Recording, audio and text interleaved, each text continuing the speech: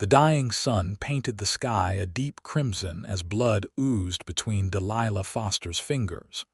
Her once white dress now stained a horrifying shade of red as she clawed her way toward the dusty road, her fingernails breaking against the rocky earth of the Washington Territory. Spokane was still 5 miles away, and Delilah knew she wouldn't make it on her own. Her stage had been attacked an hour earlier, the driver shot dead, the other passengers murdered, and she'd been left for dead after taking a bullet to her side. The outlaws had disappeared with the strongbox, leaving her alone with the cooling bodies of strangers who'd shared pleasant conversation with her just moments before the ambush. She'd played dead until the gang rode off, then dragged herself away from the overturned stagecoach, following the road that would eventually lead to town. Each movement sent fresh waves of agony through her body, but Delilah refused to die in the wilderness, refused to let her bones bleach under the unforgiving sun. Just a little further, she whispered to herself, her throat parched, her vision blurring. The sound of hoofbeats in the distance barely registered until they grew louder, more insistent. Friend or foe, it didn't matter anymore. She had no strength left to hide. The rider appeared over the ridge, silhouetted against the blood-red sunset. A lone cowboy on a Palomino stallion, his hat pulled low. He spotted her immediately, reining in his horse sharply before dismounting in one fluid motion. "Sweet Jesus," he muttered, dropping to his knees beside her. His face was shadowed beneath his wide-brimmed hat, but his voice was deep, concerned. "What happened to you, miss?" Delilah tried to speak, but her words came out as a raspy whisper. "Stage, robbery." The man's eyes darted to the road ahead, then back to the trail behind her, clearly assessing threats. Without hesitation, he gently scooped her into his arms. She whimpered as pain lanced through her side.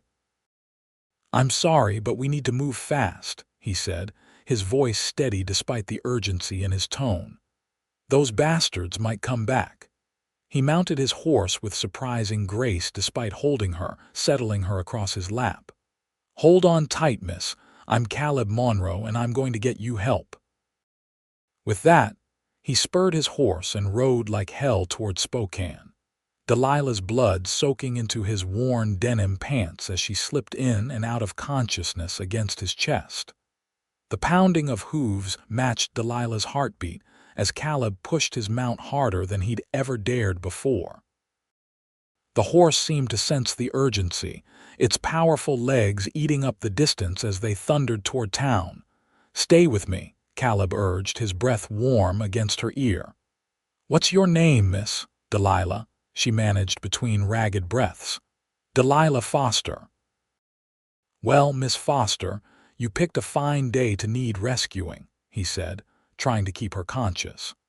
"Not that I'm complaining about holding a pretty lady, though I wish the circumstances were different." She attempted a smile but grimaced instead as pain tore through her side. Caleb noticed immediately and adjusted his hold to stabilize her wound. "Don't you worry about a thing," he said firmly. "Dr. Wilson's the best sawbones this side of Seattle. Fixed me up proper after a nasty run-in with a bull last summer." As they rode, Delilah studied her rescuer through half-lidded eyes. He was younger than she'd initially thought, perhaps 27 or 28, with a strong jawline covered in stubble that suggested several days on the trail. His eyes, a startling blue against his sun-darkened skin, remained fixed on the road ahead, determined and focused. The sun had fully set by the time the first buildings of Spokane came into view, oil lamps glowing in windows like beacons of hope. Caleb rode straight down the main street, ignoring the startled looks from townsfolk on evening strolls. "Doc Wilson," he bellowed as they approached a modest white building with a small sign identifying it as a medical practice. "Doc, I need you now." The door swung open before Caleb had even dismounted, revealing a middle-aged man with spectacles and rolled-up sleeves. "Good God, Caleb, what have you gotten yourself into now?" Dr. Wilson asked, then saw Delilah cradled in the cowboy's arms. His expression immediately shifted to professional concern. "Bring her inside, quickly." Caleb carried Delilah through the door, her head lolling against his shoulder.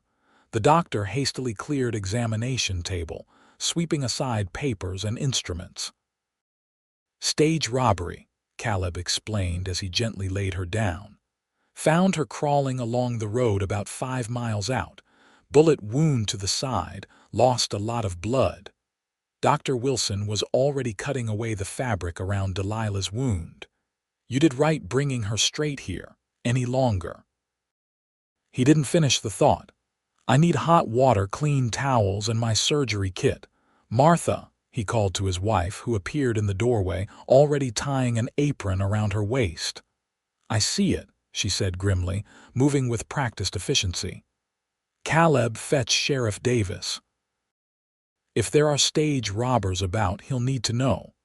Caleb hesitated, his eyes on Delilah's pale face. "Will she?" "I'll do everything I can," Dr. Wilson promised. "Now go." With a reluctant nod, Caleb squeezed Delilah's hand once before heading for the door. "I'll be back," he told her softly, though he wasn't sure she could hear him. Outside, Caleb mounted his tired horse again and rode the short distance to the sheriff's office. The lawman was at his desk, boots propped up, reading a week-old newspaper from Walla Walla. "Sheriff Davis," Caleb said without preamble. "Stage robbery on the Eastern Road. One survivor, a woman named Delilah Foster. She's at Doc Wilson's now with a bullet in her side." Sheriff Davis was instantly alert, dropping his boots to the floor with a thud. "Damn it all. That's the third attack this month." He reached for his gun belt. "Any sign of the robbers?" "None, but they can't be far. The lady was still bleeding when I found her."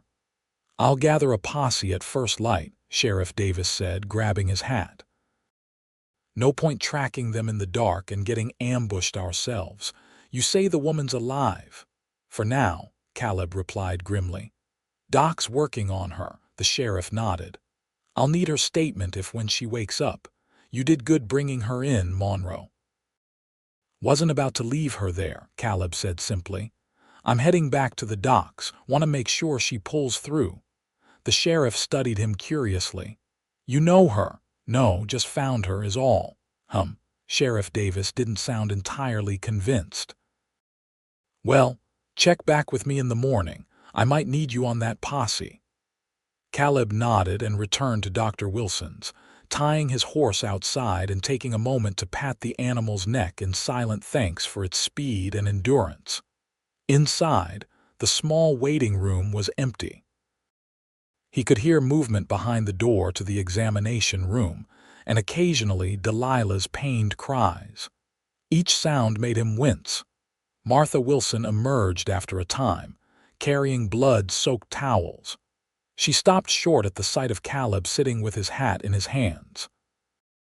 "You're still here," she observed, sounding surprised but not displeased. "How is she?" he asked, standing quickly. "Holding on," Martha answered carefully. "Jonathan got the bullet out clean, but she's lost a lot of blood. The next few hours will tell." She studied him curiously. "You don't know her, do you?" "No, madam. Just happened upon her on my way back from delivering those horses to the Miller place." Martha nodded, a small smile touching her lips despite the gravity of the situation. "Well, it's a good thing you did. Most men would have been too frightened of trouble to stop for a bleeding woman." Caleb shrugged uncomfortably. "Any decent man would have done the same." "Perhaps," Martha said, sounding unconvinced, "but not many would wait afterward." She gestured to a coffee pot on a small table in the corner. "Help yourself. It might be a long night." 3 hours later, Dr. Wilson finally emerged, looking exhausted but cautiously optimistic. Caleb, who had been dozing in an uncomfortable wooden chair, jumped to his feet. "She'll live," the doctor announced without preamble. "The bullet missed anything vital, thank the Lord. But she'll need time to recover, and she's still at risk of fever." "Can I see her?" Caleb asked, then looked embarrassed at his own eagerness. Dr. Wilson raised an eyebrow but nodded. Briefly, "She's sedated but conscious. Don't excite her." Caleb followed the doctor into the small room where Delilah lay on a narrow bed, her face ashen against the white pillowcase. Her auburn hair, freed from its pins, spread around her like a halo. Someone, probably Martha, had changed her into a clean nightgown. "Miss Foster," Dr. Wilson said gently, "your rescuer is here to see you." Delilah's eyelids fluttered, then opened to reveal striking green eyes that fixed on Caleb with surprising clarity given her condition. "You," she whispered. "You saved me." Caleb shifted awkwardly, hat in hand. "Just happened to be in the right place."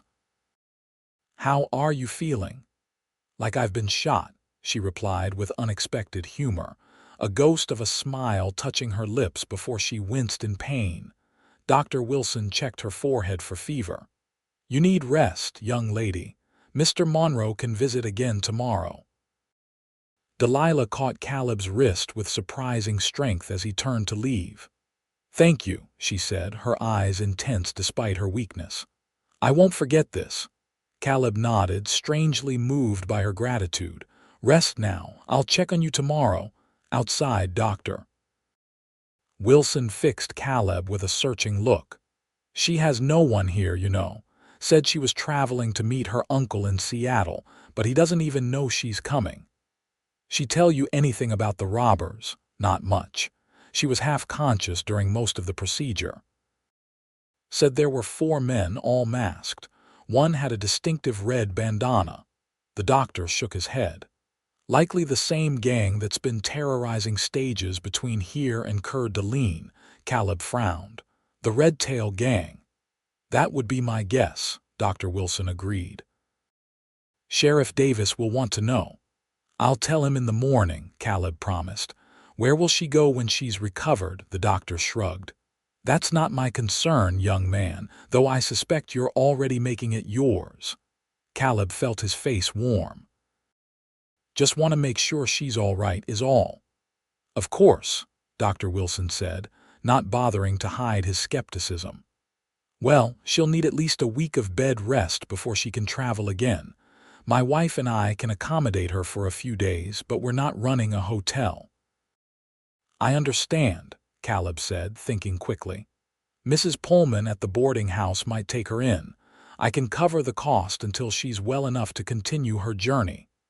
Dr. Wilson studied him with renewed interest. "That's generous of you, Monroe, especially for a stranger." Caleb shrugged again, uncomfortable with the doctor's scrutiny. "Just seems like the right thing to do. She's had a rough go of it." "Indeed she has." The doctor patted Caleb's shoulder. "Go home, son. Get some rest yourself. The lady will still be here tomorrow." Caleb nodded, settled his hat on his head, and stepped out into the cool night air. His rented room above the livery stable wasn't far, but he found himself reluctant to leave. Something about Delilah Foster, her courage, her determination to survive, had affected him deeply. He'd seen men twice her size give up with lesser wounds. With a last glance at the doctor's darkened window, Caleb finally turned away. Tomorrow would bring the posse, the hunt for the Red Tail Gang, and more opportunities to check on the mysterious woman whose life he'd saved. In the doctor's small recovery room, Delilah drifted between consciousness and dreams. In her moments of clarity, she found herself thinking of the cowboy's intense blue eyes and the security she'd felt in his strong arms as they'd raced toward town. In her dreams, they were still riding, but no longer fleeing from danger. Instead, they were riding toward something bright and promising on the horizon. The next morning dawned clear and warm, typical for early June in the Washington Territory. Caleb rose before the sun, tended to his horse and was waiting outside the sheriff's office when Davis arrived to organize the posse. "Monroe," the sheriff acknowledged with a nod. "You still planning to join us?"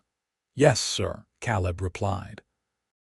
"But I'd like to check on Miss Foster first, see if she remembers anything more that might help us track the gang." The sheriff agreed, and Caleb made his way to Dr. Wilson's office.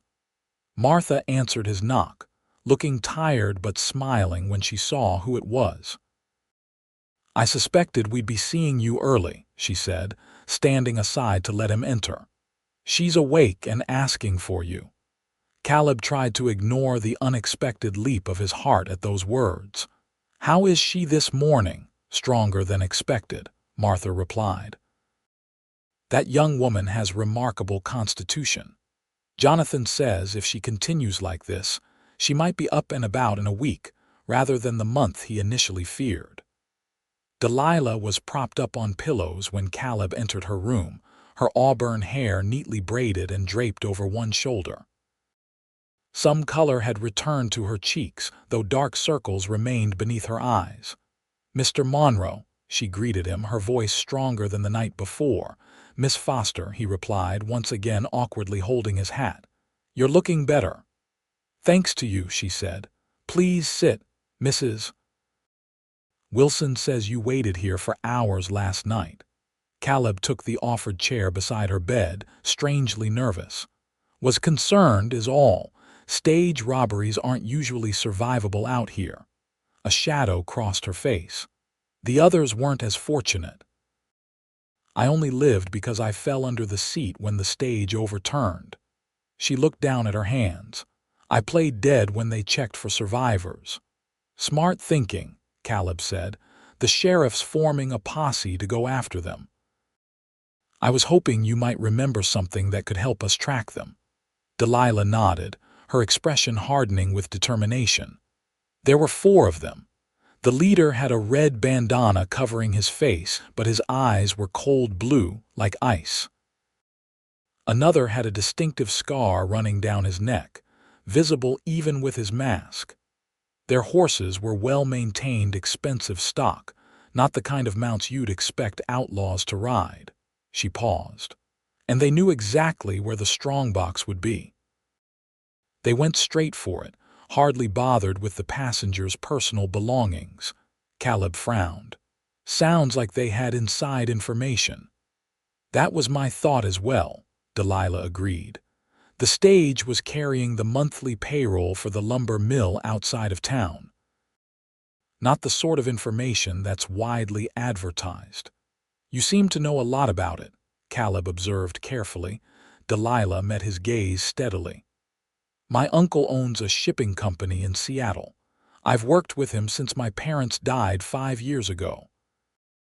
I understand commerce, Mr. Monroe, including the discretion required for payroll transports."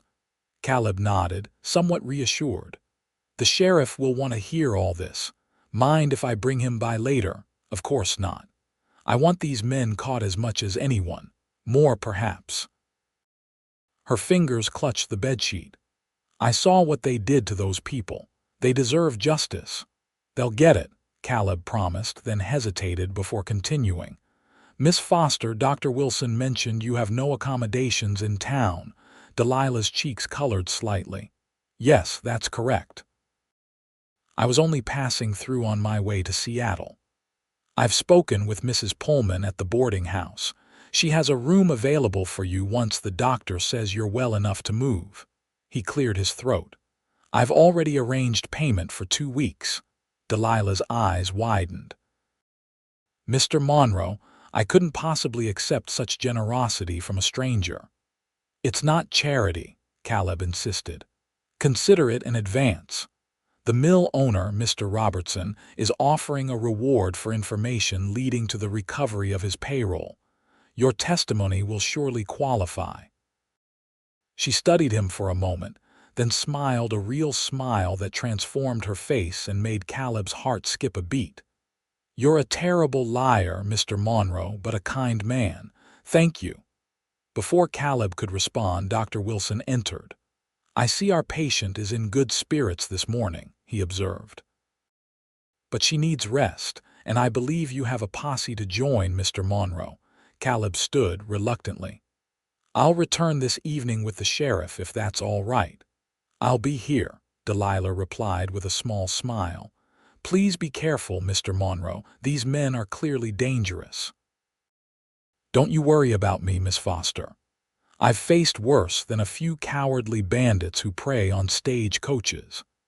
As he left the doctor's office, Caleb couldn't help but reflect on the strange turn his life had taken in less than 24 hours. Yesterday morning, he'd been a simple horse trainer with few concerns beyond breaking the new stallion for Judge Parker. Now he was riding with a posse, arranging accommodations for a beautiful stranger, and feeling things he hadn't felt since he cut that thought off abruptly. No sense dwelling on the past. Sarah had been gone 3 years now, taken by the influenza that swept through town in the winter of '76. He'd mourned her properly, then thrown himself into his work with horses, finding solace in their uncomplicated companionship. The sheriff and 6 other men were waiting when Caleb arrived at the livery stable. Among them was Hank Jessup, the stage line manager, his face grim with anger. "Monroe," Sheriff Davis called. "What did the lady say?" Caleb relayed Delilah's description of the robbers while they saddled their horses. When he mentioned her theory about inside information, Jessup's face darkened further. "If one of my men is involved in this, I'll hang him myself," the manager growled. "Let's not get ahead of ourselves," the sheriff cautioned. "Could be they just got lucky or watched the preparations." 4 attacks in 2 months isn't luck," another posse member muttered. "The Redtail gang has been too successful for coincidence." They rode out toward the site of the ambush, following the main road east. The morning was warm, promising a hot day ahead. Caleb found himself hoping they'd resolve matters quickly. He was already thinking about his evening visit to check on Delilah. The crime scene was grim. The stagecoach lay on its side, its team of horses long gone. 3 bodies had been respectfully covered with canvas, the driver and 2 male passengers. A 4th victim, an elderly woman, had been placed separately. "Damn animals," Sheriff Davis muttered, viewing the scene with practiced detachment. "Fan out, look for tracks. They headed east from here, according to the lady's account." The posse spread out, searching the area. Caleb, who'd spent most of his life reading tracks for hunting and finding stray horses, quickly picked up a promising trail. "Sheriff," he called. 4 horses headed northeast. One's carrying extra weight, probably the strongbox." Davis nodded. "Good eye, Monroe, let's move." They followed the tracks for several miles before they disappeared into a rocky area where even Caleb couldn't distinguish them. After an hour of fruitless searching, the sheriff called a halt. "They know this territory," he said grimly. "Probably have a hideout nearby. We'll need to split up, check all the abandoned mining camps and cabins within 20 miles. The posse divided into pairs, each taking a different direction. Caleb rode with Jessup, heading toward an old trapper's cabin he knew of near the Idaho border. The stage manager was silent for much of their ride, his expression troubled. "Something on your mind, Jessup?" Caleb finally asked. The older man sighed heavily. "Been thinking about what your lady friend said, about inside information." "She's not my lady friend," Caleb corrected automatically. Jessup snorted. "Sure looked like it from where I was standing. Anyway, she might be right. Payroll schedules are kept pretty quiet, but there are always folks who know me, my dispatch clerk, the mill foreman." He paused. "And a new guard I hired 2 months back. Came highly recommended from the Missoula line." "Right when the robbery started," Caleb noted. "Exactly. Name's Frank Dunn. Wasn't scheduled on yesterday's stage, but I'm thinking maybe I need to have a word with him when we get back." They reached the trapper's cabin by mid-afternoon. finding it empty and apparently untouched for months. Discouraged, they headed back toward the rendezvous point, meeting the other posse members as the sun began to sink toward the horizon. No one had found any sign of the Red Tail gang or the stolen payroll. Frustrated but determined, Sheriff Davis declared they'd resume the search tomorrow, focusing on caves and other natural hideouts in the area. As they rode back into Spokane, Caleb found himself increasingly anxious to see Delilah again. He parted from the posse at the main street, heading directly to Dr. Wilson's office despite his dusty, trail-worn appearance. This time, it was Dr. Wilson himself who answered the door. "Ah, Monroe. The sheriff sent word you'd be stopping by. Miss Foster is expecting you." Delilah looked even better than she had that morning, sitting up properly with a shawl around her shoulders. She brightened visibly when Caleb entered, a reaction that sent an unexpected warmth through him. "Mr. Monroe," she greeted him. "I was beginning to worry." "Long day of tracking," he explained, taking the now familiar chair beside her bed. "No luck finding the gang, I'm afraid." "The sheriff came by earlier," she said. "I gave him my full statement."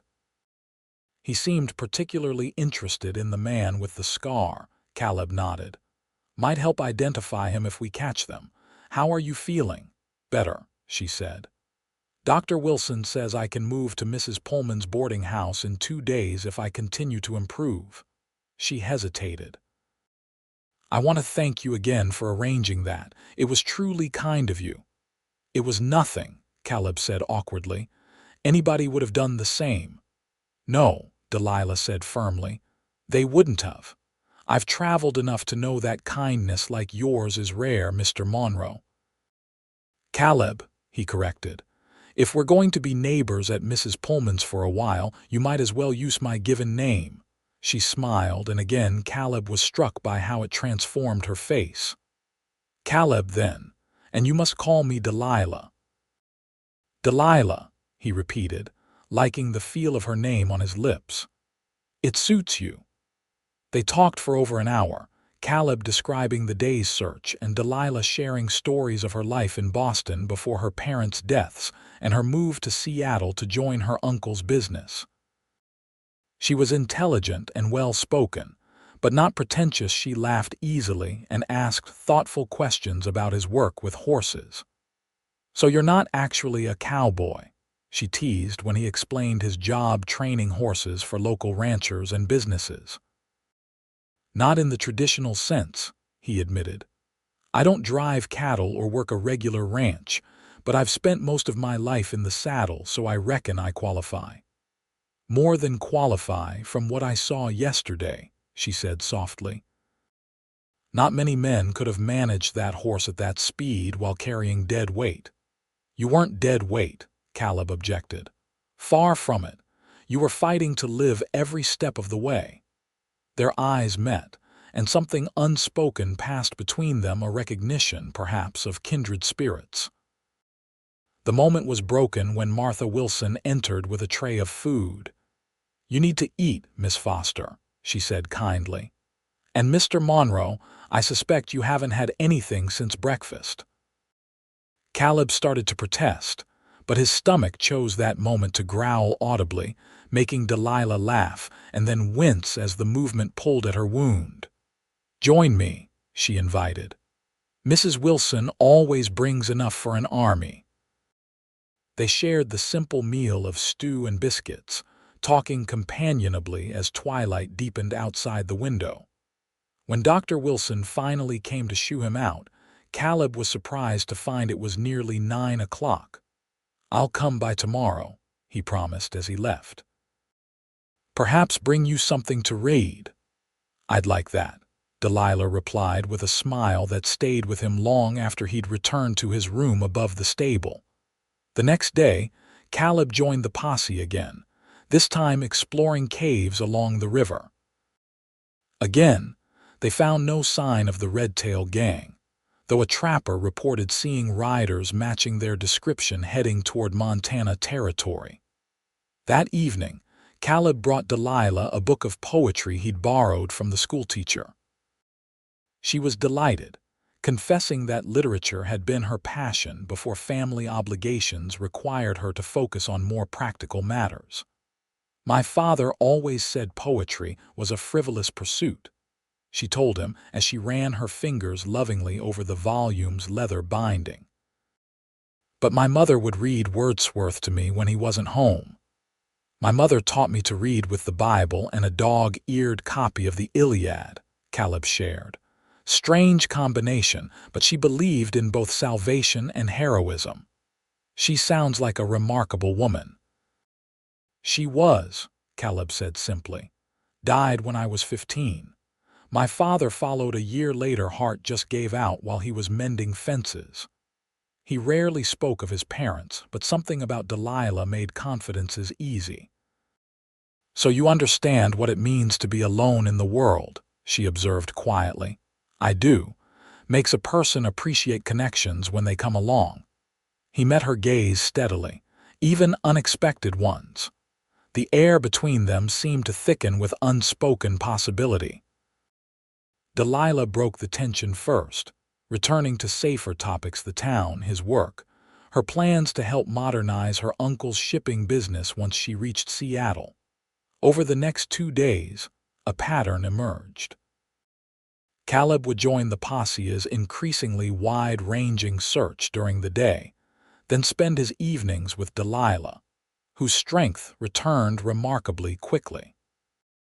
Their conversations grew deeper, more personal, as a friendship blossomed between them, though both were increasingly aware that something more simmered beneath the surface. On the 3rd day, Dr. Wilson declared Delilah well enough to move to Mrs. Pullman's boarding house. Caleb arranged for a wagon with a mattress in the back to transport her comfortably, and personally carried her from the doctor's office to the conveyance. "This is becoming a habit," Delilah teased as he lifted her carefully in his arms. "A lady could get used to such attentions." Caleb grinned down at her. "I don't mind. You're considerably more pleasant to carry when you're not bleeding all over my good pants." She laughed, then nestled against his chest for the brief journey to the wagon. Caleb was acutely aware of her soft weight in his arms, the delicate scent of rose water that Martha Wilson had provided for her, and the trust she placed in him so naturally. Mrs. Pullman had prepared a comfortable room on the ground floor for Delilah, sparing her the need to navigate stairs. The widow was a kind-hearted woman who had converted her large home into a boarding house after her husband died in a mining accident 5 years earlier. She clucked sympathetically over Delilah's pale appearance and promised to take excellent care of her. "And you, Mr. Monroe," she said firmly, "will use the front door during visiting hours like any proper gentleman caller. None of this coming and going at all hours like at the doctor's office." Caleb flushed at the implication, but nodded agreement. Propriety needed to be observed, especially now that Delilah was recovering. The last thing she needed was gossip damaging her reputation in a town where she was already vulnerable as a stranger.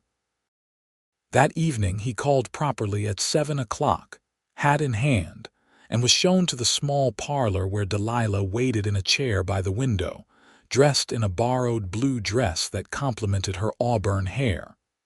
"You look—" Caleb searched for a word adequate to express how the sight of her affected him. "Healthy," he finished lamely. Delilah laughed. "How gallant! But thank you. I feel almost human again, though, Doctor Wilson insists I must not attempt anything more strenuous than walking to the dining room for at least another week." They spent a pleasant hour together, with Mrs. Pullman discreetly present in the corner, mending linens while occasionally contributing to their conversation.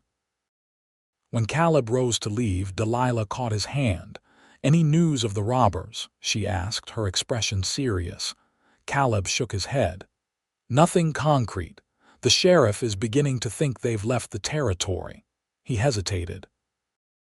Jessup, the stage line manager, has been asking questions about his new guard. The one he suspects might have provided information to the gang. Man's nowhere to be found. Didn't show up for work the day after your stage was robbed. That seems rather incriminating, Delilah observed. It does. Sheriffs sent telegrams to neighboring towns to watch for him. Caleb squeezed her hand gently before releasing it. Try not to worry. You're safe here. The next morning, Caleb was at the livery stable, working with a difficult colt, when Sheriff Davis approached with a grim expression. Monroe, he called. Got a minute? Caleb handed the colt's lead rope to his assistant and joined the sheriff. What's happened? Telegram from Wallace over in Idaho Territory. They found Frank Dunn, Jessup's missing guard, dead in a ravine with a bullet in his back. Caleb frowned. The gang eliminating loose ends. Looks that way. But here's the interesting part, he had this on him. Davis held up a red bandana. Seems our informant was also our bandit leader. Did he have the payroll? No. But the Wallace sheriff found signs of a camp nearby that had been recently abandoned. Looks like there might have been a disagreement among our thieves. Davis scratched his chin thoughtfully. I'm heading out there with Jessup. Wanted to see if you'd join us. Your tracking skills could come in handy. Caleb hesitated, thinking of Delilah. How long do you expect to be gone? 3 days, maybe 4 if we pick up a good trail. After a moment's consideration, Caleb nodded. Let me finish with this colt and make arrangements. I'll meet you at the sheriff's office in an hour. His first stop after securing the colt was Mrs. Pullman's boarding house. It was mid-morning, and he found Delilah in the small garden behind the house, seated on a bench in the shade of an apple tree. Caleb, she greeted him with evident pleasure. This is a surprise. I thought you'd be working with your horses all day. Change of plans, he said, sitting beside her after she shifted to make room. Sheriff Davis wants me to ride with him to Wallace. They found one of the bandits dead. Delilah's eyes widened. One of the men who attacked my stage. Yes. Turns out it was the new guard Jessup hired, Frank Dunn. Sheriff thinks the gang had a falling out, possibly over dividing the money. When do you leave? Within the hour, Caleb replied, studying her face. We'll be gone 3 or 4 days. Disappointment flickered across her features before she composed herself. I understand. This is important. Those men need to be brought to justice. I wanted to make sure you'd be all right while I'm gone, Caleb said. Mrs. Pullman will look after you, of course, but if you need anything. I'll be fine, Delilah assured him. Dr. Wilson says I'm healing well, and Mrs. Pullman treats me like a favored niece. She smiled. But I'll miss our conversations. Caleb felt an unexpected surge of emotion at her words. As will I. He hesitated, then gently took her hand.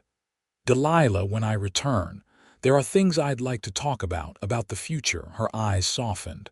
I'd like that very much, Caleb. The moment stretched between them, full of unspoken promises. Caleb was acutely aware of Mrs. Pullman watching from the kitchen window, maintaining propriety while giving them what privacy she could. I should go, he said reluctantly. The sheriff's waiting. Delilah nodded. Be careful. These men have already shown they're willing to kill. I will, he promised, standing. On impulse, he raised her hand to his lips, pressing a kiss to her knuckles. Until I return. The journey to Wallace was uneventful but tiring, a hard day's ride through increasingly mountainous terrain. They arrived just before sunset, meeting with the local sheriff, who showed them Dunn's body and the personal effects found on him. Not much to go on, Sheriff Davis admitted as they examined the items. Bandana, pocket watch, $20, and a letter from someone named Maggie in Missoula. No map to where he hid the payroll, Jessup asked bitterly. Afraid not, the Wallace sheriff replied, but we did find something interesting at their campsite. He produced a crumpled telegram. This was in the fire pit, only partially burned. Caleb took the singed paper, reading the visible portion aloud. Meet at usual place, June 15th. Big shipment, worth the risk. Today's the 12th, Sheriff Davis noted. If they're planning another robbery on the 15th, we need to know where. Usual place could be anywhere, Jessup complained, and big shipment is frustratingly vague. Caleb studied the telegram more carefully. There's part of a name here at the bottom. Looks like it starts with M. Maggie, Jessup suggested. The same one who wrote the letter could be. Or maybe Mitch, Mike. Hard to tell with just one letter, Davis said. The next day, they rode out to the abandoned camp, where Caleb spent hours reading the signs left behind. 3 men had stayed there, matching the remaining members of the Red Tail gang. They'd left in a hurry 2 days earlier, heading west. Back toward Spokane, Davis asked, concerned. Not directly, Caleb replied, studying the tracks. More southwest, toward Coeur d'Alene, maybe even Missoula. The mining payroll, Jessup said suddenly. The silver mine outside Coeur d'Alene ships its monthly payroll on the 15th. It's the largest in the region, worth 10 times what they got from our stage. Sheriff Davis nodded grimly. That has to be it. We need to warn them. They rode hard for Coeur d'Alene, arriving late the following day. The local authorities were grateful for the warning and immediately began making plans to set a trap for the gang. Sheriff Davis volunteered to stay and help, while Jessup decided to return to Spokane to manage his stage line. What about you, Monroe? Davis asked. Stay or go back? Caleb thought of Delilah. I think I'll head back with Jessup if it's all the same to you. My work's piling up. Davis nodded, a knowing glint in his eye. Give my regards to Miss Foster. The return journey took a full day, with Caleb and Jessup pushing their horses as much as they dared. They arrived in Spokane, as dusk was falling on the 14th, tired and saddle-sore, but satisfied that they'd done what they could to stop the Red Tail gang's next robbery. Caleb's first thought was to go straight to Mrs. Pullman's, but he knew he was in no state for a social call, dusty, unshaven, and smelling of horse and sweat. Instead, he returned to his room above the livery, bathed, changed into clean clothes, and only then walked the short distance to the boarding house. Mrs. Pullman answered his knock with a warm smile. Mr. Monroe, we didn't expect you back so soon. Miss Foster will be delighted. She's in the parlor. Caleb's heart quickened at the prospect of seeing Delilah again. 4 days apart had only strengthened his certainty that what he felt for her was real and lasting, not merely gratitude on her part or misplaced heroism on his. Delilah was reading by lamplight when he entered the parlor. She looked up at his footsteps, and her face transformed with joy. Caleb. She set aside her book and started to rise. Don't get up, he said quickly, crossing to her side. How are you feeling? Much better, she assured him. Dr. Wilson says I'm healing remarkably well. I've even been taking short walks around the garden. She studied his face eagerly. Tell me everything. Did you find the men who attacked the stage? Caleb sat beside her and recounted their journey, the discovery of Dunn's body, and the plot against the silver mine's payroll. Sheriff Davis stayed in Coeur d'Alene to help set a trap. With luck, the rest of the gang will be behind bars by this time tomorrow. I hope so, Delilah said fervently. Not just for justice's sake, but so this chapter can finally close. She hesitated. Caleb, there's something I need to tell you. The seriousness in her tone made him tense. What is it? I've received a telegram from my uncle in Seattle. He's worried about me and wants me to continue my journey as soon as I'm well enough to travel. She looked down at her hands. Dr. Wilson says that could be as soon as next week. Caleb felt as though the floor had dropped away beneath him. I see, he managed, trying to keep his voice neutral. That's good news. Your recovery is progressing well. "Is it good news?" Delilah asked softly, raising her eyes to his. "I'm not so certain anymore." The air between them seemed to crackle with tension and possibility. Caleb took a deep breath, knowing this was the moment he'd been waiting for. "Before I left," he said carefully, "I mentioned wanting to talk about the future when I returned." Delilah nodded, her eyes never leaving his face. "I remember. The thing is, Delilah, I've never been one for fancy words or grand gestures. I'm a simple man with a modest living." He paused, gathering his courage. "But these past days have shown me something I didn't expect to find again after losing Sarah, my wife, 3 years ago.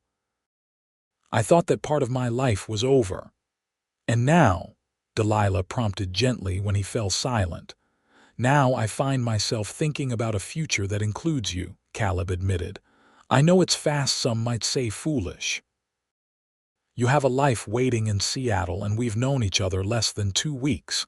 But I can't let you leave without at least asking if you might consider staying."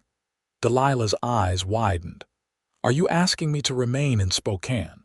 "With you, I am," Caleb confirmed, taking her hands in his. "Not as a temporary arrangement, but permanently. As my wife, if you'd be willing to consider such an offer from a man you've known so briefly." For a long moment, Delilah was silent, her expression unreadable. Caleb felt his heart hammering against his ribs, certain she would gently reject him, explain that their connection, while genuine, was born of extraordinary circumstances rather than lasting affection. "My uncle has been like a father to me," she finally said. "When my parents died, he took me in without hesitation, taught me his business, gave me purpose when I was lost in grief. I owe him a great deal," Caleb nodded, already feeling the sting of disappointment. "I understand." "But," Delilah continued, squeezing his hands, "he also taught me to recognize opportunity when it presents itself, to trust my judgment, and to follow my heart when it speaks clearly." Her lips curved into a smile. "And my heart is speaking very clearly right now, Caleb Monroe." Hope flared in his chest. "What is it saying?" "That some connections are worth risking everything for. That sometimes life gives us second chances in the most unexpected ways." She took a deep breath. "I believe I was meant to survive that attack, meant to be found by you." "I don't want to leave Spokane or you." "Are you saying yes?" Caleb asked, hardly daring to believe. "I'm saying that I would be honored to become your wife," Delilah answered, her eyes shining with emotion. "If you're certain this is what you want."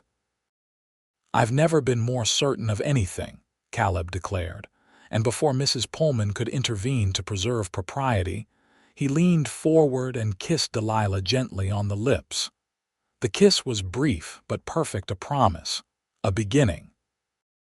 When they parted, both were smiling, their hands still clasped between them. "I should probably speak with your uncle," Caleb said. "Ask for his blessing, if not his permission, since you're of age." "I'll write to him tonight," Delilah agreed. "He'll be surprised but not displeased. He's wanted me to find happiness since my parents died." Their conversation continued long into the evening, making plans, sharing hopes, learning more about each other with the new understanding that their futures were now intertwined. Mrs.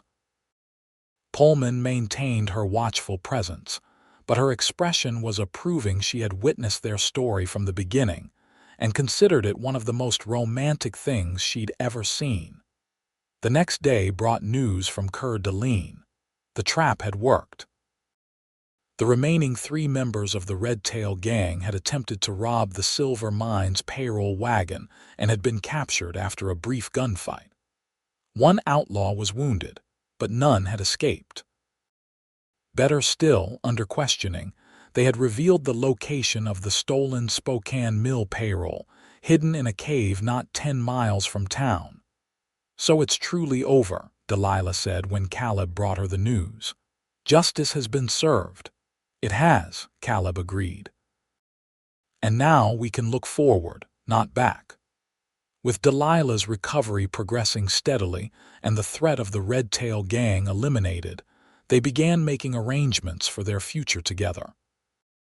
Caleb owned a small parcel of land outside town, where he'd been slowly building a house and stables for his horse training business.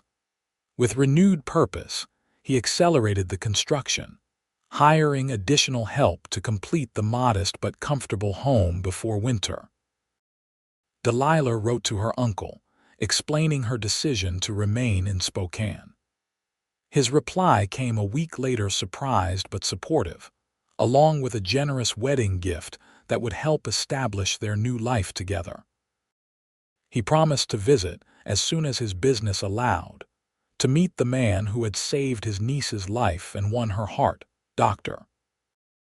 Wilson declared Delilah fully recovered by the end of June, though he cautioned that her wound would leave a permanent scar, a reminder of her brush with death and the beginning of her new life. "Scars tell our stories," Caleb told her when she expressed regret at the mark. "They show what we've survived. Then I shall wear it proudly," Delilah decided, as a testament to fate's strange workings. They were married in mid-July in a simple ceremony at the town's small church. Sheriff Davis, back from Coeur d'Alene, stood as Caleb's best man while Mrs. Pullman attended Delilah. The entire town turned out for the occasion. The romance of a wounded stranger rescued by a local horseman had captured everyone's imagination. After the ceremony, they moved into their newly completed home. It was modest but solid, with large windows that let in the summer light and a wide porch where they could watch the sunset over the rolling hills. Behind the house stood a barn and corral for Caleb's training business, which was flourishing as his reputation spread throughout the territory. Delilah, with her business acumen from working with her uncle, proved an excellent partner. She took over the bookkeeping and correspondence, freeing Caleb to focus on the horses. Within months, they had more work than Caleb could handle alone, necessitating the hiring of an assistant, a promising young man named Thomas with a natural way with difficult horses. Their first winter together was harsh but beautiful. Snow blanketed the landscape, and evenings were spent by the fire, reading aloud from their growing collection of books or simply talking about their days. Caleb found a peace he'd never known before, even in his first marriage. With Sarah, there had always been a sense of struggle, of pushing against life's difficulties. With Delilah, even challenges seemed manageable when faced together. Spring brought news that filled them both with joy and trepidation. Delilah was expecting their first child. The pregnancy was confirmed by Dr. Wilson, who pronounced her in excellent health despite her previous injury. "The bullet didn't damage anything vital to childbearing," he assured them, "but I'll keep a close eye on you throughout, just to be safe." As Delilah's belly swelled with new life, Caleb found himself working with renewed purpose, expanding their home to accommodate their growing family, and taking on more profitable contracts to ensure their financial security. Delilah teased him about his protective streak, but secretly treasured his concern. Her uncle finally visited that summer, a distinguished gentleman named Howard Foster, who arrived with trunks of gifts and a determination to inspect the man who had married his beloved niece without the traditional courtship. "So you're the cowboy who swept my Delilah off her feet," he said upon meeting Caleb, his tone skeptical but not unfriendly. "Horse trainer, sir," Caleb corrected politely. "Though I did carry her a fair distance, so I suppose the sweeping part is accurate."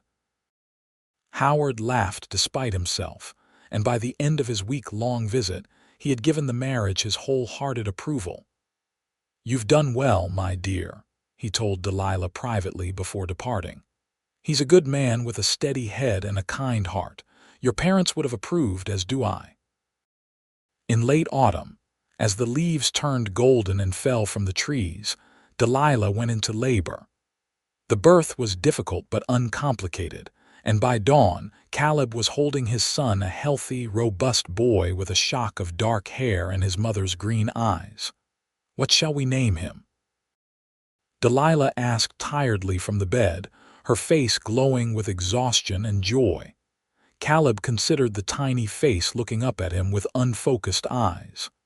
"How about James, after my father, James Monroe?" Delilah tested the name. "It has a presidential ring to it." "Let's hope he lives up to it," Caleb said, carefully placing the swaddled infant in his mother's arms. Watching his wife and son together, Caleb was overwhelmed by the journey that had brought them to this moment. Just over a year earlier, he had been a solitary man with modest ambitions, riding back from a routine job when he spotted a bleeding woman crawling toward the road. That single moment of compassion, scooping her up and riding like hell toward town, had changed everything. "What are you thinking about?" Delilah asked, noticing his thoughtful expression. "About how differently things might have turned out," Caleb admitted. "If I'd taken the northern trail instead of the main road that day, if I'd been an hour earlier or later. Or if I hadn't survived the attack," Delilah added softly, "or had continued to Seattle as planned. So many chances for us never to have met," Caleb marveled. "Yet here we are." "Here we are," Delilah agreed, looking down at their son. "The three of us." The years that followed brought both joys and sorrows, as all lives do. Their business prospered, eventually growing into one of the most respected horse training operations in the Washington Territory. James was joined by a sister, Elizabeth, 2 years later, and another brother, Daniel, the year after that. Delilah never fully forgot the terror of the stage robbery, but the memory faded with time, becoming a story they would eventually tell their children, a story about fate, courage, and the unexpected ways love can find us even in our darkest moments. On their 5th wedding anniversary, Caleb surprised Delilah with a special gift, a silver locket containing miniature portraits of their 3 children on one side and a tiny scrap of fabric on the other. "What's this?" she asked, touching the fabric curiously. "A piece of the shirt I was wearing when I found you," Caleb explained. "Ruined by your blood, but I kept a clean section. To remember." Tears filled Delilah's eyes as she closed the locket and pressed it to her heart. "As if I could ever forget. You saved my life that day." "And you saved mine," Caleb replied, taking her hands in his. "In all the ways that truly matter."